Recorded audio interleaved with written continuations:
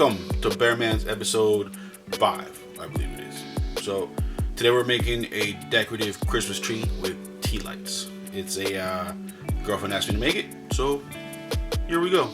I'm gonna turn it down. Let's do it. All right, to start out, this project is made with I think about maybe a $10 piece of project board. It is pine. It's a bunch of slats glued together. Gives you a big piece. It's relatively cheap. You can make a lot of stuff with it. We're gonna cut it at the max length that my ruler is able to cut. All right, so what I got here is a little setup for the circular saw that allows me to cut the wood but not cut the table. Having two pieces of wood on either side of the cut allows both sides to be supported, so they're not like bowing in on each other and it doesn't chew or squeeze the blade. And I got a line there, and that straight edge is 1 inch and 3/8 to the side of the line to compensate for the guide on the right hand side of the circular saw. That'll give me a line, that'll give me a cut that runs right with the line that I drew. So right here is where I made my first mistake. I tried to hand draw the tree. It didn't work.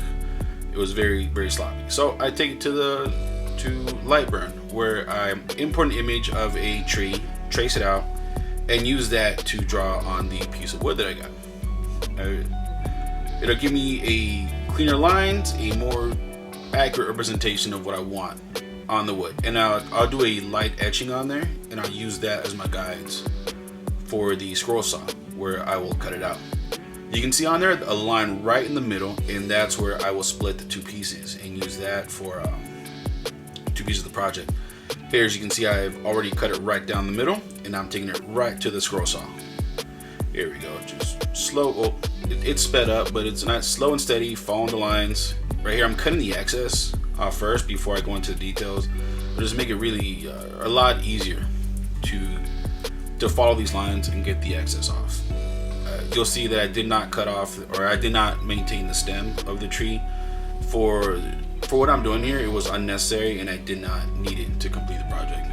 It was, you'll see how I stabilized it later, but for this one I didn't need it. You can see on the pencil marks of my first draft of the tree. Didn't like it. So laser comes in, nice smooth lines, just follow them and cut. Nice and easy. There we go. Slow and steady, follow. This is something that doesn't have to be perfect, so I did cut on the line. Here we go. Now, these blocks are 1.5 inches wide, the same width of the tea lights that I'm going to use. These are LED tea lights that I will be using later on, so I don't have to worry about them being above each other or nothing. But just a 1.5 inch square length and width, and that'll give me the right surface for the tea lights. I only need 3. The one I just cut right now, there was a big chunk of it missing, so I cut another one. There was a stop block there at 1.5, so that they all get cut the same. So right here, I'm just adding some glue. I think in that bottle, it's a ketchup bottle, but glue doesn't stick to that type of plastic for some reason. It is Type Bond 1, which is a regular Type Bond. It's gonna be indoors as a decoration. So what I did here is I originally measured one line right in the middle, and I just gave proper spacing for the two other pieces so that the tea lights could fit and they wouldn't be touching.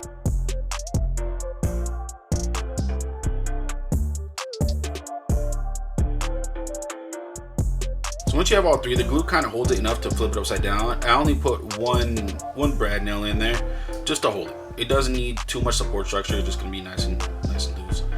That those straight lines in the middle of the tree, those are gonna be at a straight 90-degree vertical. I'll pull out a square later on and make them straight up, so that both lines are parallel with each other. We'll use the edge of the center blocks to line them up, both in the middle and the edge. You'll notice that it doesn't look right if you look at it straight on. It's meant to be looked at an angle, so you can see the tea lights also. Now here, once again, I'm putting the just one brad nail. You'll see the little square in the background where I used to make it 90 degrees. So that dowel right there, because I did not keep the stem, there's nothing holding it steady. So that dowel will allow me to adjust the angle of the tree and put it at that right straight up angle that I wanted to. I'm only going to use one dowel on one side. It's leaning just one side. I'm correcting that one lean.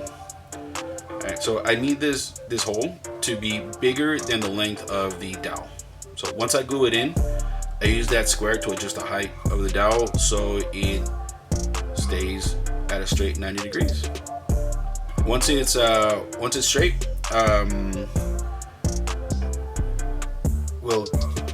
I glued the dowel into place and put a little nail in there, and we'll sand it. Once the nail was in there, it'll hold steady at that same position, so it always stays straight. With this sander, I'm taking away some of the sanding line or the pencil marks I was not able to get rid of earlier because I needed them as a reference for the square blocks there.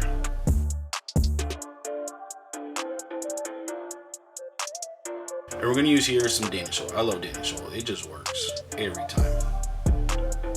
Just one coat. On the bottle it says it hardens inside the wood, not on top of the wood. Give me a nice little layer of protection. One coat for, at least I only usually use one coat. It's usually enough. We're gonna make sure we get every surface, in, out,